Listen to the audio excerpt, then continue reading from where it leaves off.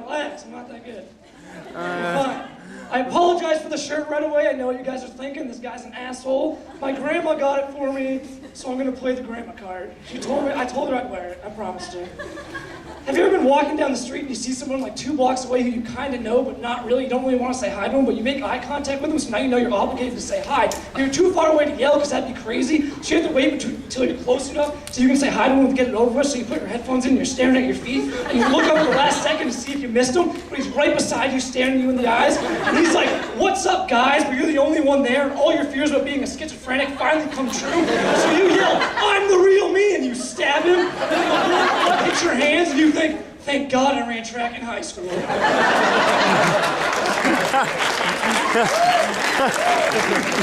Am I the only one that thinks Chinese food and Japanese food taste the same? I told my friend that, she's like, "I think you're a closet racist." And I was like, "Hey, you know me, I love all closets equally. Except for walk-ins. But that's just because I'm claustrophobic." She's like, "Wait a minute, if you're claustrophobic, walk-in closets are bigger than small closets, and your claustrophobia is when you don't like small places." And I'm like, "Stop backing me into a corner, woman!" Ladies, you're getting on my nerves. Ever since that Rihanna song came out, I have all these girls coming up to me like, "Hey, Rob, I want you to make me feel like I'm the only girl in the world, Earl. And I'm just like, "Shh, listen, babe. I'll do you one better. I'm gonna make you feel like I'm the only guy in the world. Because then, you'll have to sleep with me. 'Cause that's how I roll." I've been doing some research. Ladies, you'll be happy to know I found out I come in the key of C. You have no idea how many tuning forks I had to go through. But it works out because I find out my last relationship didn't work out because my girlfriend came in D flat. For those of you music majors, that's a sharp dissonance. So it just didn't sound good. When we were making love, it was like a garage band. And not like the good kind of garage band, the kind that you illegally download onto a PC, even though it's really for a Mac. And when I make love, I want it to sound like a symphony. A lot of people come up here and they talk about their shortcomings. I don't do that, I'm a long comer. I know it's an odd nickname, they call it like the sniper of semen. They say I can hit an egg from like a twin bed away, I don't believe it. I'd watch out.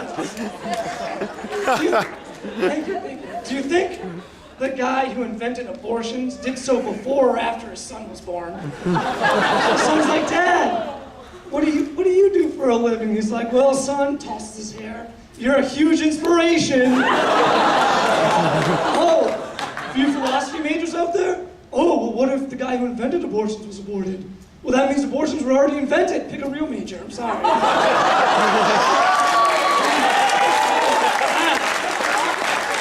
Yeah, I guess there's no philosophy majors in the audience tonight.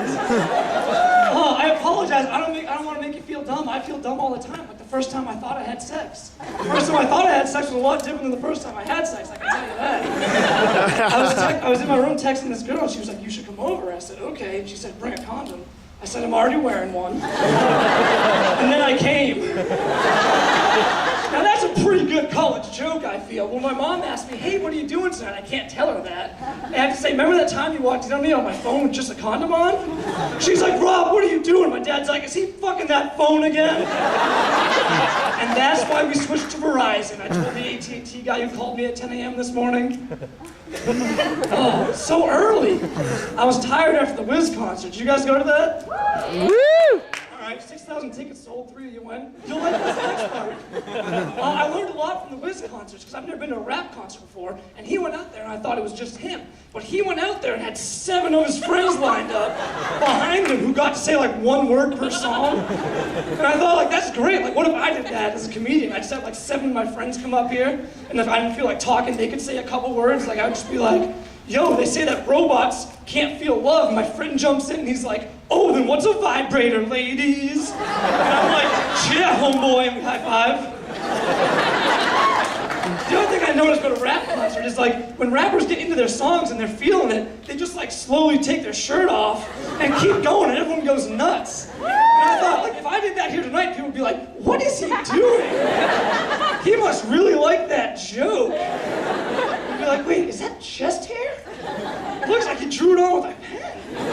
No, I think it's chest hair. No, it really looks like, I think it's sweating off. There's a lot more people than it is. Maybe it's just because I'm Canadian, that's why I don't get the crowd to show up. I am Canadian, relax, don't deport me, you Americans, I know who you are. Last time I told a group of audience that I was Canadian, they deported me. They called the child catcher from Chitty Chitty Bang Bang. He showed up in his net, chased me around for a while.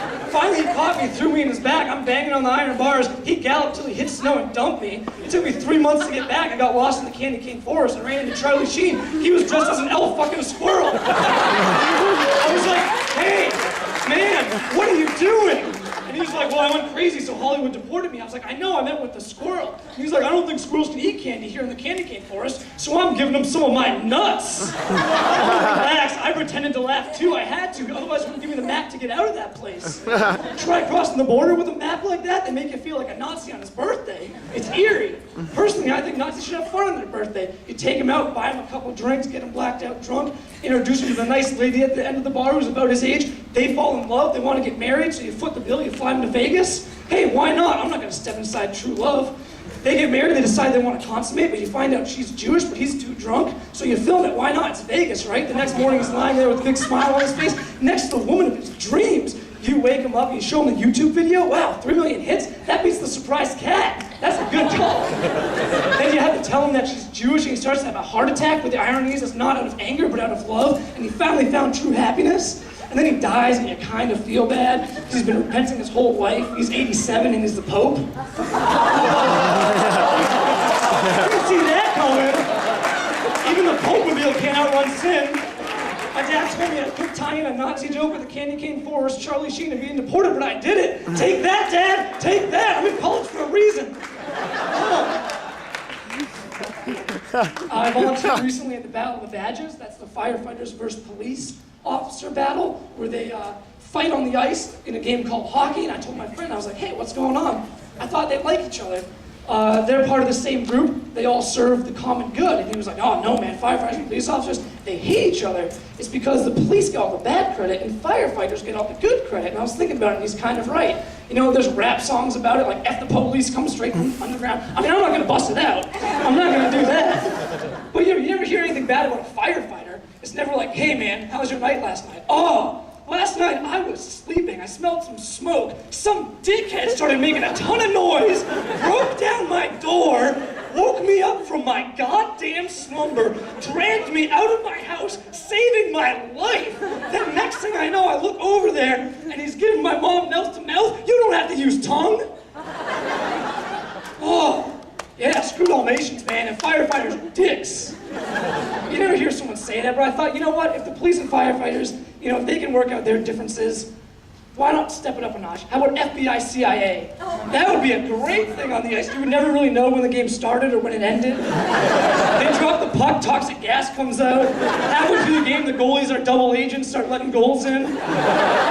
Then you find out that the refs are Russian spies, and that's how the Cold War started. All right, guys, I'm out of time. Thanks a lot. My name's Robert.